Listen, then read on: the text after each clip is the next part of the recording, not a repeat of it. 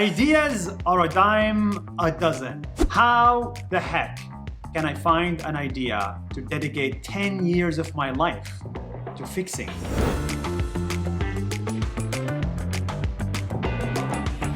This is a fascinating question about idea. How do you come up with this? Whether it will work eventually or not.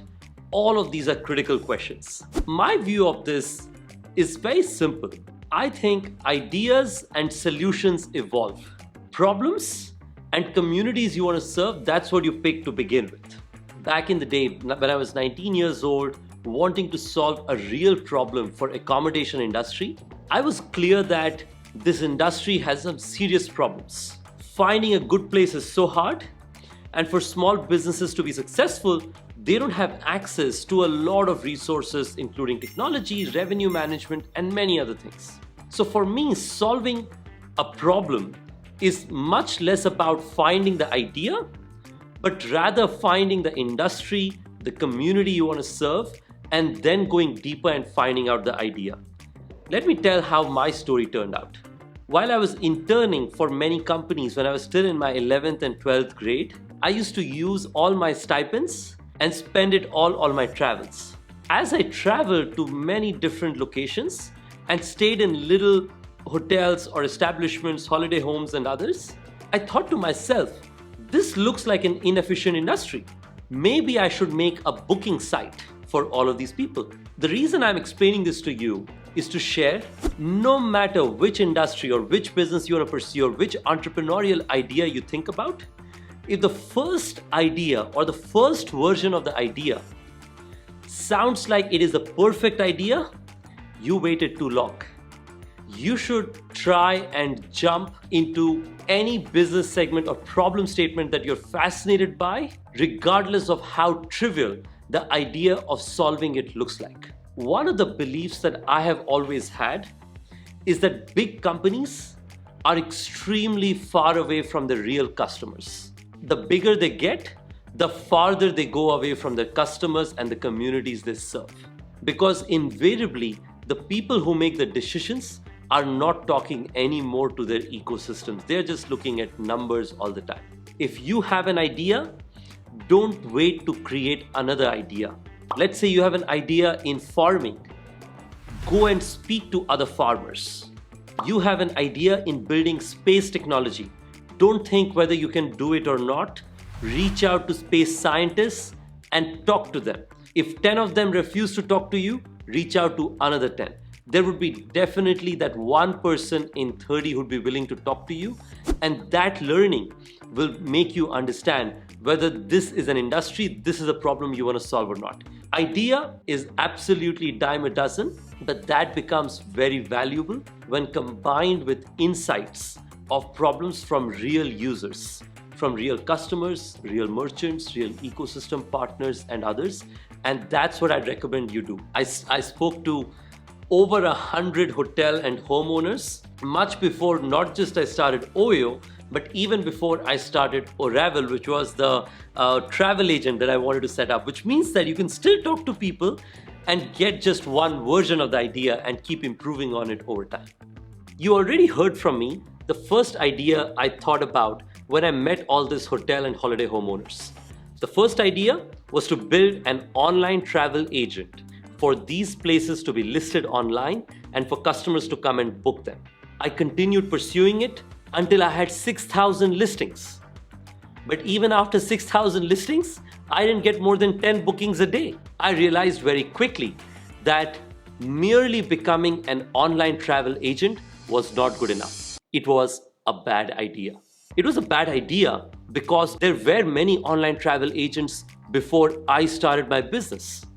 So there was nothing unique in it. There was nothing that I was doing uniquely to solve the problem of my customer or our small hotel or home owners.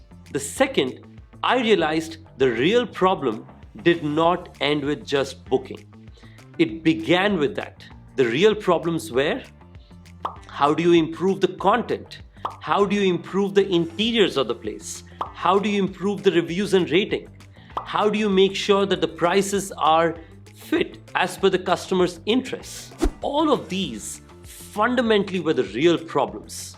And as I continued to dig deeper and see the challenges why I was not able to be successful with the first idea of being an online travel agent, I immediately changed it. And that's how what started as an online travel agent idea became into a full stack hotel platform idea called Oyo.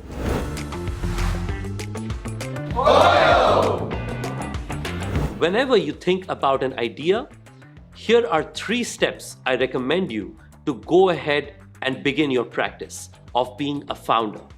The first, you come up with an idea that you are really excited about, write that down, and make sure that you reach out to absolutely anyone and everyone in that industry to validate that. That's when you come to the second point. Listen as a friend, understand the opportunities, and if those opportunities make sense, pursue that idea, but make sure don't get married to it. If you see that that's not working yet, repeat the second. Go back to your customers, your partners, and look at data and understand what can you do better, and come back and try the newly defined and the better idea around yourself. You keep doing these 3 things right, I'm sure you'll come up with the idea that will make you a successful entrepreneur. Amazing. And when someone tells you that is a terrible idea, what do you tell them back? I think a lot of people will tell you that's a terrible idea. It's not going to work. It's going to have its challenges. You don't understand the industry. Why are you even pursuing it? What I did was, I used to say, I understand. Why do you think so? I was always wanting to get more and more objective information in order to make sure that I can make the right decisions, because eventually your execution and results should prove whether your idea was right or not. However, if somebody is interested to come and give you feedback, listen to it. There's no cost of listening to others' comments, ideas, and feedbacks. Maybe some of it will help you. I'll give you an example of this. I met one of the hospitality people, somebody who came from the hotel industry, who had tried this idea that I was setting up of Oyo and had failed multiple times. This was a big hotel chain and somebody who was a senior leader there. And he mentioned, we've tried this a lot of times, it's not going to work. I asked why. And I'd love to learn why you think it may not work. And the answer to that was, if you retail a room for $30 and you need to make a $4 profit, how do you manage your costs in $26? That was an interesting question to me. And I thought the solution for it is going to be that I will ensure that majority of the problems of our customers and our hotel owners will be resolved by usage of technology, chatbots, and others, rather than humans going and solving it like the other hotel chain owner's employee was trying to do, which is by sending a manager to every single property. So in my view, use every single conversation around yourself to learn and improve your idea itself. I was speaking to, in a conference call, to Eric Yuan, who's the founder of Zoom. And it was fascinating for me to see that he actually worked for a big company which did a lot of job in the area of video communications. He just thought they were not willing to change as quick as the customers wanted to.